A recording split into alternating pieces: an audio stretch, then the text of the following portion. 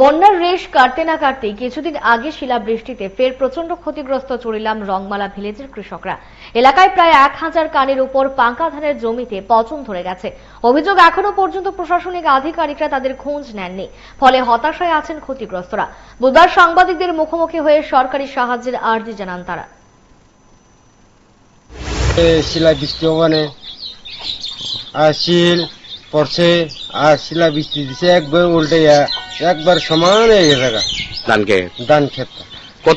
কতখানি হইব এই জায়গাতে? প্রায় 1000 খানি করব। কোন গাঁও সবাই এটা রংমালা চন্দ্রমোহন চৌধুরী পাড়। তো আপনারা ধান এক ফোটো পাইছেন না? সব শীত হয়ে গেছে। কানি খেতে শুধু 2-3 মন পাইব, সব শীতা। তো আমরা কৃষক কেমনি খাইব?